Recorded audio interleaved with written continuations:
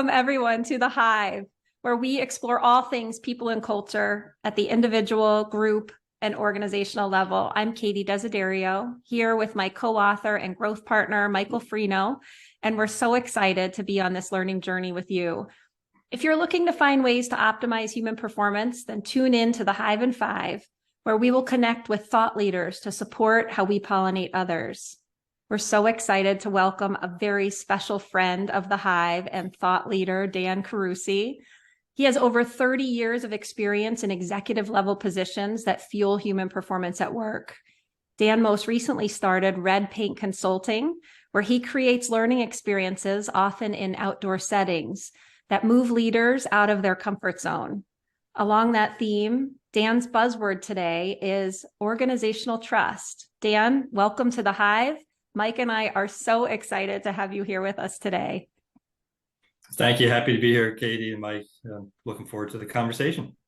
Yeah, it's great to see you, Dan. I know Katie and I had an opportunity to go through some of your training, experiential training, and it was a real eye-opener to see how you use, your farm and horses and things to help build organizational trust. So looking forward to learning more about that.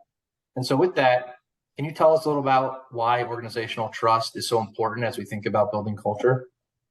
Yeah, absolutely. When I think of trust, to me, it's really the foundation for how people and organizations work together. If you look at trust, so much comes out of that because it creates a safe environment for people to do their best work, right? They're most productive, their best work, because they're in that safe environment where they can depend on somebody else, they can depend on their leader, they feel like somebody has their back. And when you start to put that together, you see people, humans, and performance accelerate, at a level you don't typically see.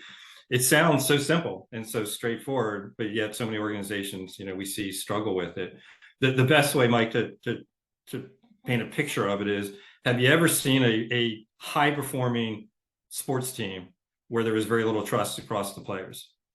No, right? I mean, what makes them perform is their talent, but more importantly, how they all come around one common goal, right? Working towards a single outcome as one team. And that common goal where they rally around can only happen if there's that trust built between themselves and across an organization.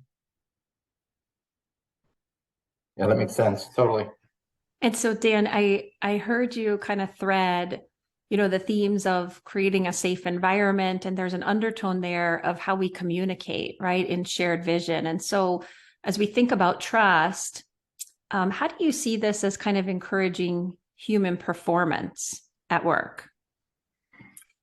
The opposite of trust is, obviously lack of trust, but when you don't have trust, Katie, you have fear, uncertainty, and doubt. You have people creating potentially hidden agendas, or the perception that that person has a hidden agenda, or I'm not sure I should believe what my manager is telling me, or is my peer really working with me or against me? And when those things are in play, you're not going to perform well because you're distracted. I mean, you're focused on the fear, uncertainty, and doubt versus the goal you all should be working together is one team.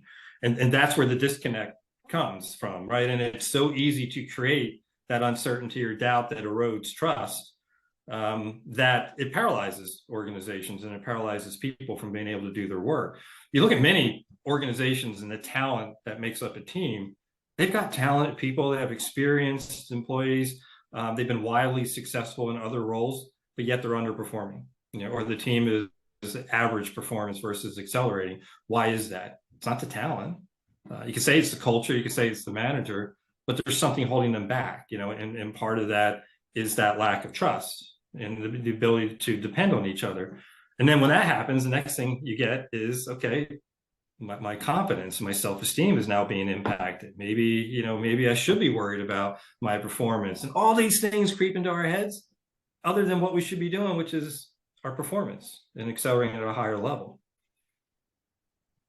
Yeah, and that makes so much sense. And I love how you illuminated that. I think that's a big part of trust, right? And so when we think about enablers and inhibitors of trust and organizational trust, what are some things that organizations and people and teams should be thinking about to, either enable that trust in the organization and on the other side, inhibit, what are inhibitors of trust? I think of enablers. I look at studying some of the best in class organizations that are really solid on trust. And the first one I consistently see is information. It's data. It's providing all the employees the information they need to understand what is going on across their team and the organization, what their role is, how they can contribute to it.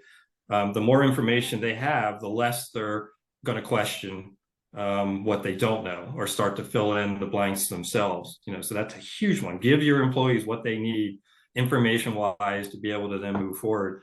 The second one is communication. There has to be open communication, and not just what we say or how we say it, but then the active listening piece to it. If we can create that as part of the environment and the culture, it's going to bridge the gap, and people are going to be more willing to trust each other. Kind of ties hand in hand, communication to the information, and how we bring that to the workforce. Collaboration, right? The ability to be willing to work side by side with somebody else. Many of us, depending on whether you're an introvert or extrovert, say, I like to work by myself. I like to isolate myself. You do that. How do you build trust?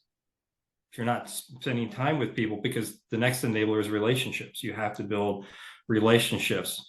And beyond relationships, to really foster trust through the relationship, you have to be vulnerable. You have to be willing to share and open up, because then we get to know each other as humans, of what drives you personally and professionally.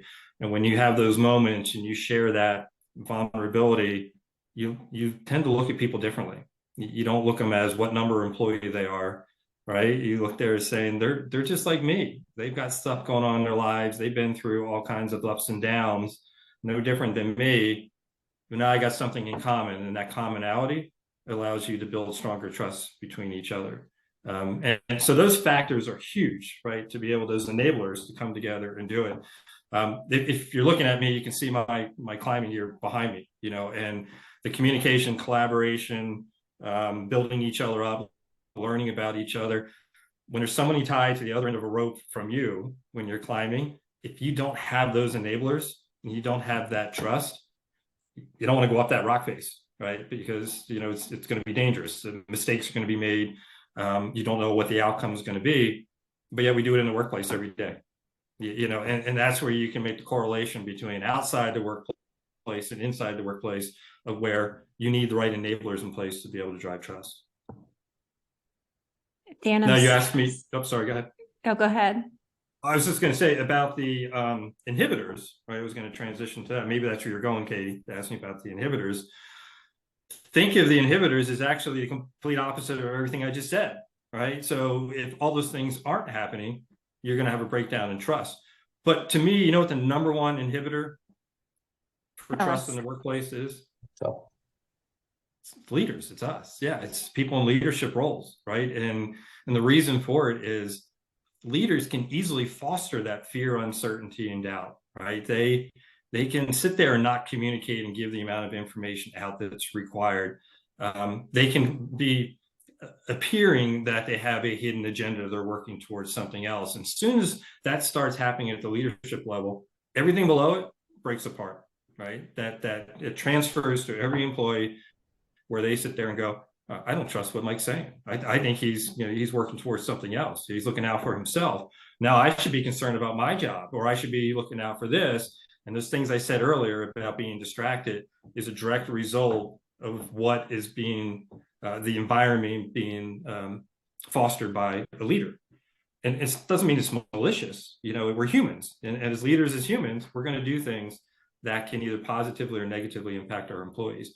But that leader has the ability to remove the inhibitor and focus on the enablers to drive trust across the team and the organization. Again, really quick, just to build on something you said, I think as people move into leadership roles, they could be working really well with their customers, right? And they have really good trust and relationships with their customers as an individual contributor, right? And then they move into a leadership role, and they have to build trust differently with people on their team. Is there anything that you would suggest, or just some thoughts around that? Because I feel like those are two separate things that often, we find leaders have opportunities to grow in an area. It's a good question. I look at it as you don't have to do things differently. You have to do it. For some reason, when we move into a leadership role, we think we have to act differently. We think we can't share information. We can't show emotion. We have to be very stoic. We have to do all these things because it'll be a sign of weakness as a leader. And by doing all that, we're not establishing trust with our teams and our employees.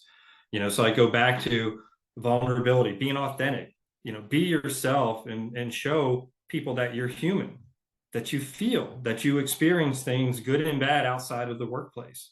We're in this environment where, and I grew up this way, guys. I grew up on, you have no friends at work, and at 5 o'clock you turn it off and you go to your family and you separate your work and your life. Yep.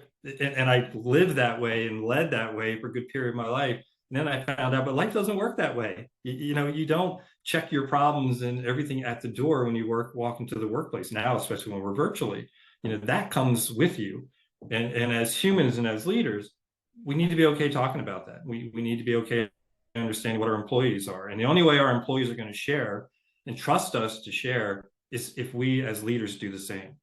If I'm vulnerable and say, yeah, that organizational change, that bothered me. That made me a little nervous, guys. I wasn't sure what that impact was going to be, but here's what we're going to do moving forward, right? To get the right information, see how we're going to benefit from this.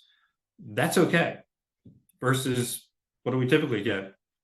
Let me read off the human resource script of how I need to talk through why these changes took place. And nobody believes that, right? Like, yeah, he's just got the talking points out, but not really telling us what's going on. And there's no trust. So just how you build trust otherwhere, whether it's with a customer, a family member, a friend, do the same with your employees. Do the same in the workplace. As a leader, shouldn't change. Thanks, Dan.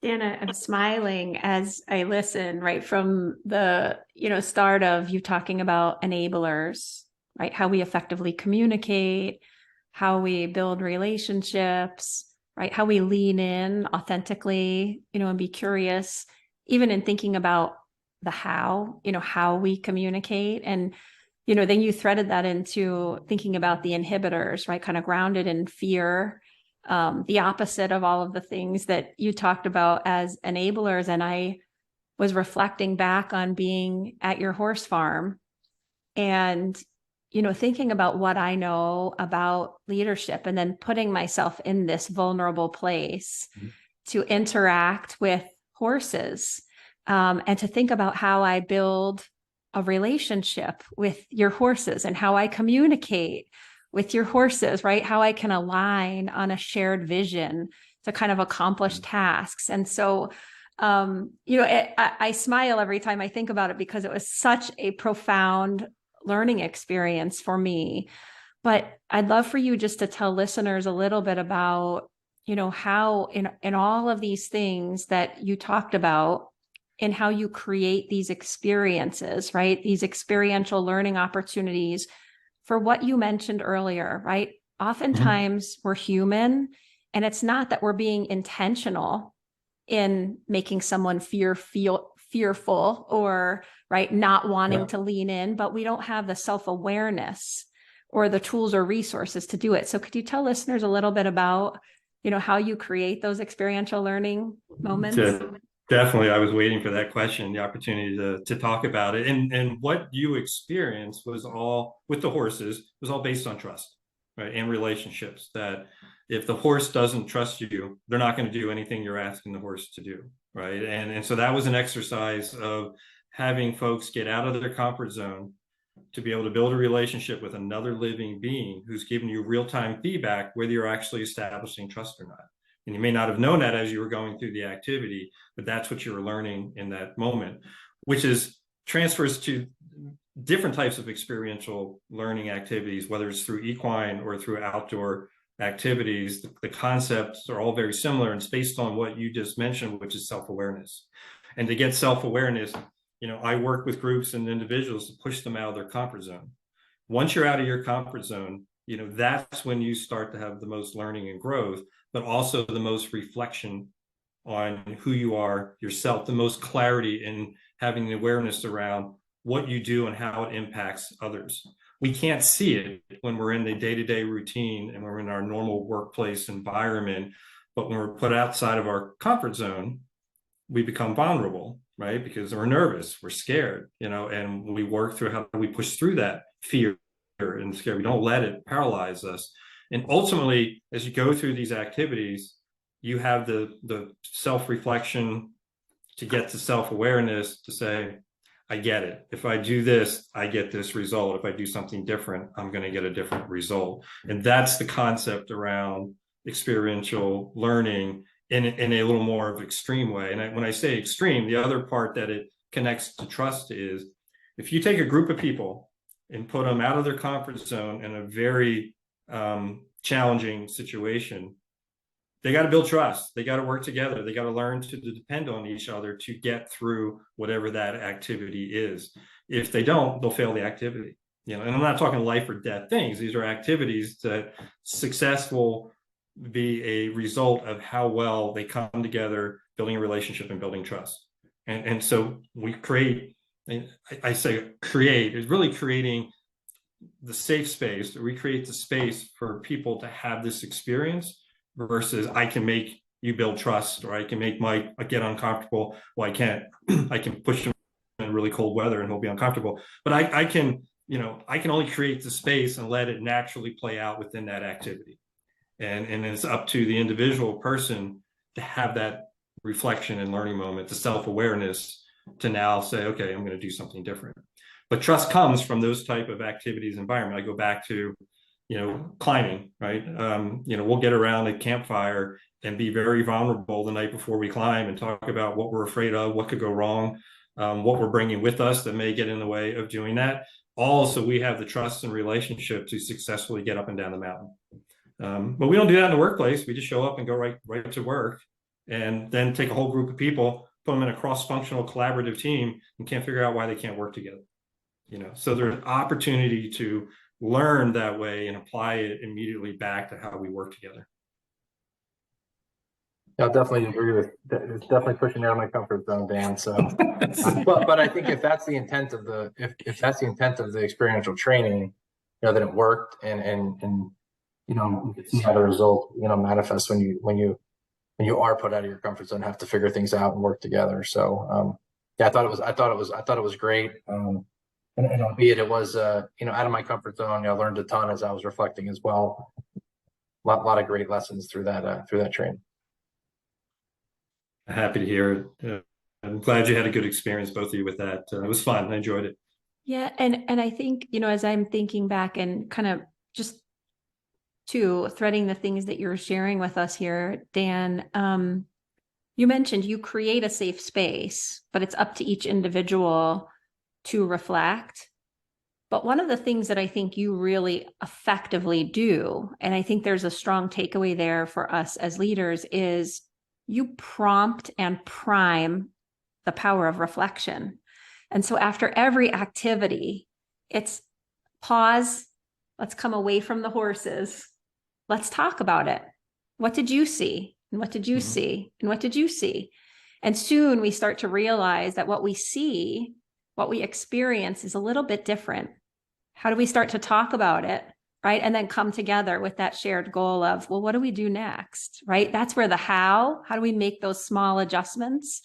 But that too, I think, kind of built on the experience for me, right? To have those in the moment, aha discoveries of, oh, wow, right? I thought I was doing this right, but pause, let's talk about it. And you're right, in a lot of ways, we don't create that space in the work environment. What's the best way to describe it? We're so challenged with putting ourselves in the present moment to be able to have those experiences. And so part of my role is getting people in the present moment so they can have that aha moment. I can't tell you what your experience is going to be. And after I see it take place, I can't tell you what your experience is going to be. You have to say, this is what I got out of it and why. What am I going to do with that? Because it's different for every person. It's different every experience. We as people spend so much time either fearful of the future or dwelling on the past. We miss these moments, whether it's facilitated as I did or experiences happening every day that we're not present to reflect on it. There's things that happen every day naturally in our lives that if we reflected on it, we'd have some similar experiences that we do when we go to a workshop. We're just not there to see it because our minds are somewhere else.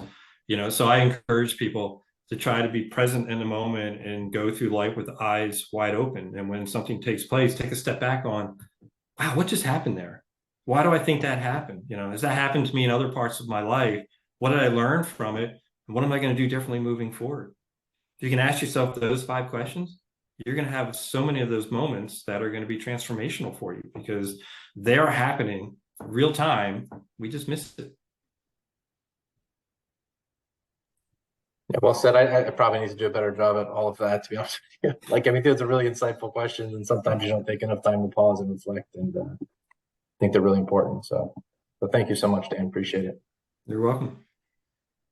And so, Dan, I guess, as we, think about our listeners, what if you could just give some advice to listeners about just some small things that we can do to start to encourage or enable more trust, what would that advice be that you'd give to our listeners? Yeah. How much time do we have? I'll go on for too long. No, I think the number one for me is allow yourself to be vulnerable, whether you're in a leadership position or not. If you can get yourself to a point where you can open up with others, it changes the dynamics, the relationships, and the trust will be built upon that. We were taught so much to be reserved and hold that back. Fight that, break through that, and allow that vulnerable moments, because it'll make a difference in trust, especially as a leader. I think the other one for everybody, again, individual contributor or leader, is look for opportunities to get outside your comfort zone. You can do that on your own. You don't need somebody to do it. It helps sometimes if you struggle to find that opportunity. But if you get yourself outside your comfort zone, you're going to learn and grow more than you ever have.